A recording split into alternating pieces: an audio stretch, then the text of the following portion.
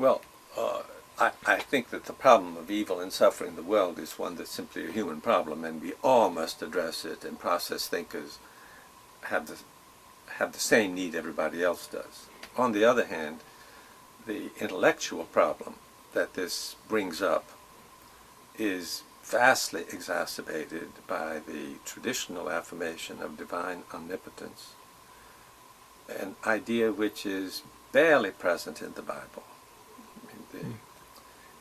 We have in our English translations of the Bible the expression of Almighty, God Almighty, but this is an arbitrary translation of a proper name in the Hebrew, El Shaddai. And wherever you come to El Shaddai, you just say El Shaddai as a proper name, rather than give it a translation which is, as I say, quite arbitrary. The notion of Almighty virtually disappears from the Bible. But it is, of course, very, very prominent in classical philosophical theism. So if one affirms God's role in the world at all, and process thought does that very strongly, one is still seeking to understand what is God doing in the midst of all of this suffering. And that problem remains a serious problem. So I'm not trying to say theodicy is simply solved by rejecting the notion of almightiness. It is transformed by that. So we do understand God as powerful in and through all things.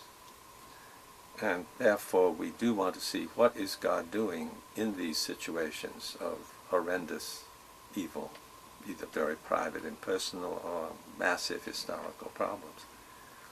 And of course, one thing we would say is God is there suffering with us. That's a very important thing to say. But God is not only suffering there with us, God is also calling us, empowering us, strengthening us, comforting us. And then you say, well, why doesn't God do that more effectively somehow so that we can overcome these evils? And I don't think we have an answer for every case, but I say that transforms the issue.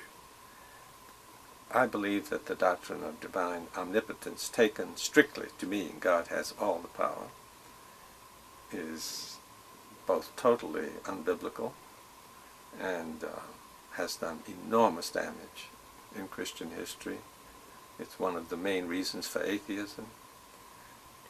And so my polemic there is intense and serious. It's possible to salvage the word omnipotence. My colleague and friend Schubert Ogden prefers to do that by saying omnipotence simply means has ideal power or perfect power. Then we recognize that in human relations, the power we as Christians most admire is not the power that can and does compel others to do its bidding, but the power that empowers, that strengthens, that heals, that liberates, and that's the kind of power that we affirm God has.